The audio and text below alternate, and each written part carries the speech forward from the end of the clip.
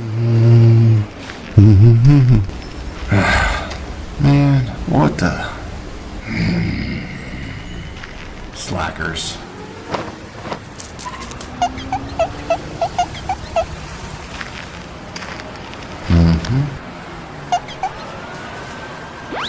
Yep.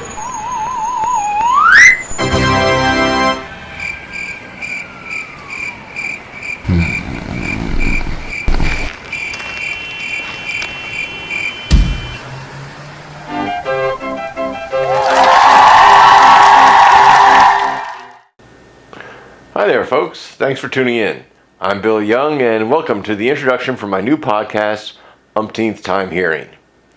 During this introductory program, I'm going to explain to you the concept of this podcast, a little of the history as to how I came up with the idea, and then most of the running time is actually taken up by 3 short video clips that are designed to provide you with a little bit of an introduction to me, a little understanding of how my brain works, and hopefully intrigue you enough to get you to tune in the coming weeks to see what it is I'll be offering. Now, on that note, Umpteenth Time Hearing. What is that? Well, the idea came to me over the course of time, starting a couple years ago when I read an article that led me to the discovery of this subgenre of YouTube videos called first-time hearing programs. These are folks who were generally raised on one particular type of music mostly, be it gospel, heavy metal, country, what have you. And they're listening to songs for the first time, artists that they've never heard of, even though they might be mainstream artists that you and I have heard 1,000 times. And they record themselves listening to these songs with their reactions and commentary and then share it with whoever wants to tune in and check it out. And so I watched a few of these from one in particular, Twins the New Trend is the name of their podcast that I particularly liked. I started thinking about some of the songs from back in my college days when I was a DJ that I might call in, or I might not call in, but suggest to them for them to listen to just because they're offbeat and would be curious to see their reactions. But then I decided instead, what I'm going to do is take this whole concept and flip it on its head. So I'll be presenting these songs, and it will be your first time hearing songs that, for me, it is the umpteenth time hearing. But there's going to be a whole wide variety of genres and styles. No one particular artist. In fact, my goal is to never play the same artist twice. Just find little hidden gems here and there from my musical library and share them with you so you can hear them at least once. Maybe you won't like them, maybe you'll find someone you want to learn more about. If you hear an artist one week that you've already heard, next week it's going to be someone completely different. If there's a song one week that you really, really don't like, well, the style of music is going to be completely different the next week. So it should be a lot of fun. In the meantime, though, as a way of introducing myself to you a little bit more, make you interested in seeing what it is musically that I have to offer, I think a person's sense of humor says a lot about them. So what I have for you here are a couple of clips from my stand-up routines during open mic night at the Vermont Comedy Club. This is something that I don't have training on, I just did on a whim. Started first few times a couple years back, really wasn't very good. Missed a couple of years because, COVID. Then went down again, felt better at it, got more laughs, fine-tuned a couple of them, and recorded them. So without further ado, here's a little stand-up comedy for you. Enjoy. In the hole.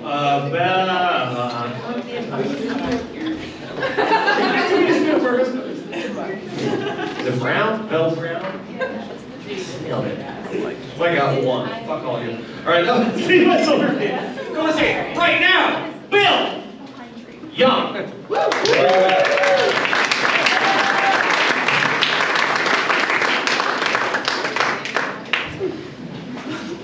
Thanks, man. I didn't have the heart to tell him which pronouns to go on.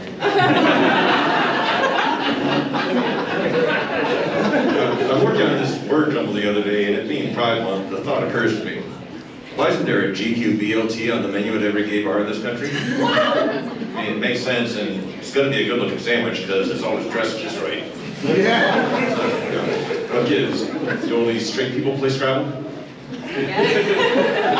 Of course, these days, you do rightfully have to be attentive to what you say about whom, which is why I prefer jokes about straight white people.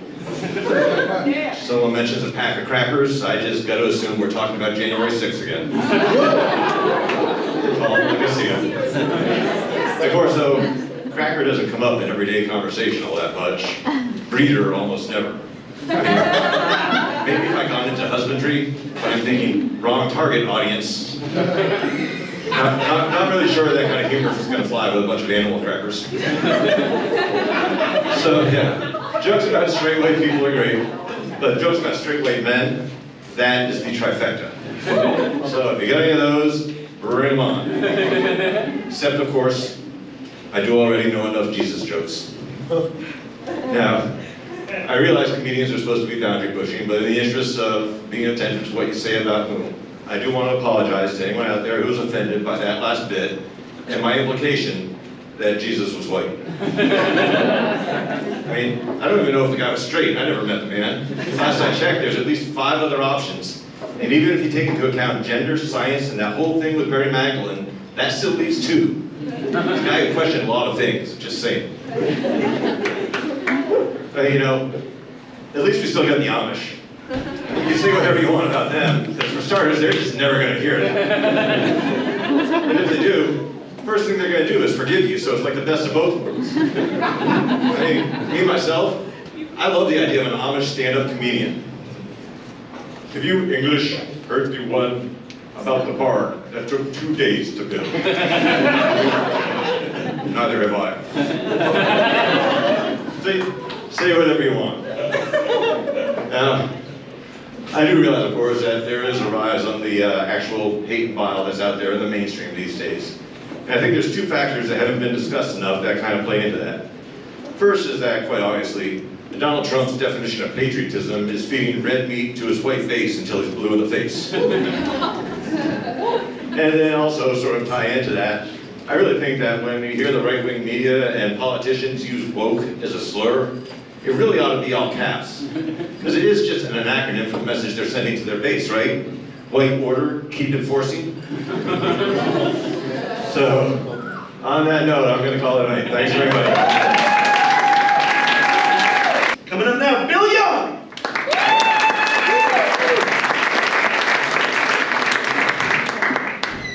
All right, thanks very much. How's everyone doing there, right? I'm doing pretty great myself. Just a number of weeks back now, officially joined the ranks of cancer survivors.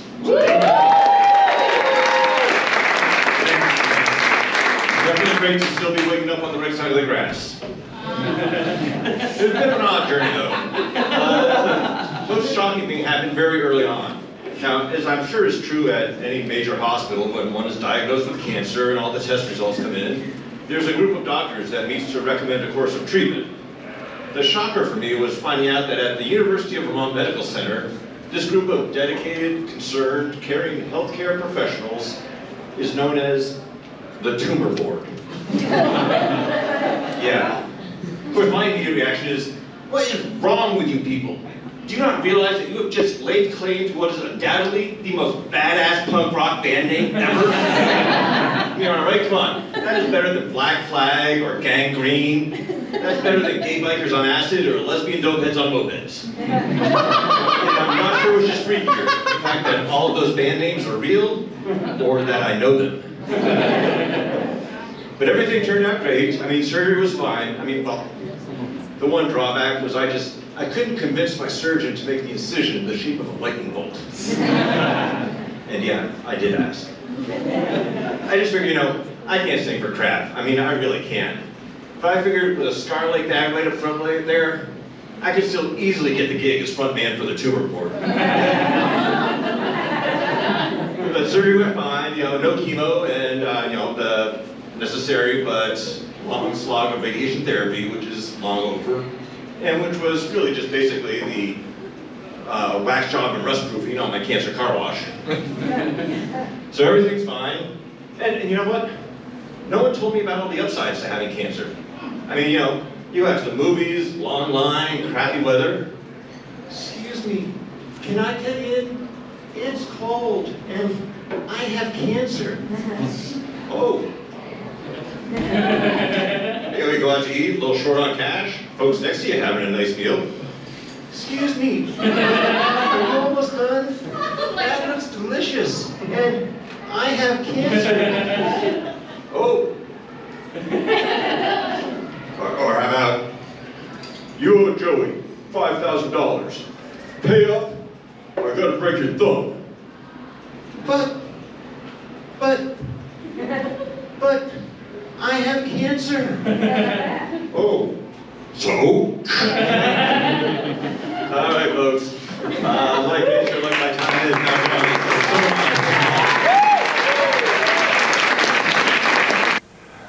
All right then, some good stuff. Hope you had some laughs. Now for this last piece of the program, I do need to provide a bit of an introduction. It's a video short called T for Trumpetta that I produced at my local access channel. It draws heavily from the movie V for Vendetta, which if you've seen the movie, you'll understand the language and the message of this piece that I produced. If you haven't, well, I suppose you could always pause this, go watch the movie, and then come back and finish this. But thinking that most of you have other things to do with your days, there's just 3 key components of this film that you need to understand to appreciate what I've done with this video program. The first is the government that exists in the world of this movie. It's set in a dystopian future England that's ruled by an authoritarian government, a government that rose to power on a platform of nationalism, racism, and homophobia, a government that uses news media as a propaganda tool, and a government that encourages and uses violence as a way to suppress dissenting voices and views and attitudes they just don't like. So we saw strong signs of this government in the first Trump administration, and there's little doubt in my mind that he would like to see this type of government as the outcome of a second Trump administration. So there's certainly a strong political message. But the other thing that's important is the language. And the 2 components that tie into the language of this program are first, the stanza that you see on your screen now. This is actually taken from a children's nursery rhyme about the 1605 attempt by Guy Fawkes to blow up the Houses of Parliament. I'm not going to go into the actual history or how this ties into the movie, but it's just a stanza that you need to know. And then the second thing that you need to appreciate is a scene from the movie where the anti-hero V first introduces himself to the protagonist Evie. It's the scene that I use as the basis for the bulk of this production.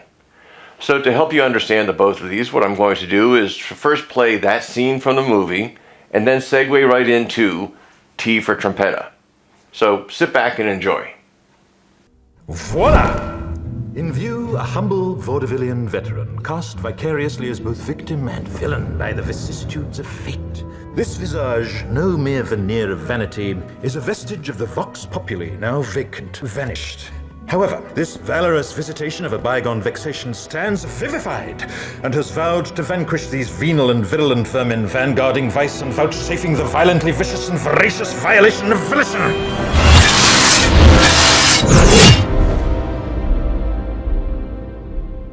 The only verdict is vengeance, a vendetta, held as a votive not in vain, for the value and veracity of such shall one day vindicate the vigilant and the virtuous.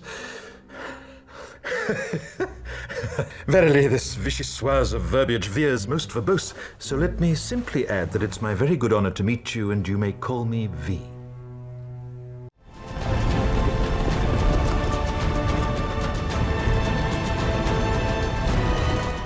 Remember 2020, the 3rd of November? The subsequent treason and plot. I know of no reason Trump's insurrectionist season should ever be forgot. Ta-da! In tableau, humble theatrical troublemaker, typecast temperamentally as both trickster and transgressor by the transpositions of fate. This template, no mere tarpaulin of temerity, is a token of the toxic populace, now tenantless, trounced. However...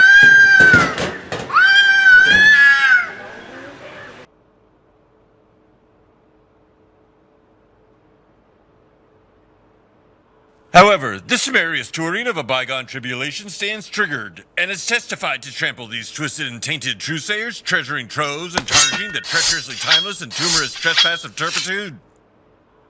The only triumph is treason. A traitorousness held as a task not in translucence, for the totality and terminus of such shall one day titillate the tractable and the tyrannical. Truthfully, this tumult of tautology teeters most twaddled, so let me simply add that it is my every intent to manipulate you, and you will call me T.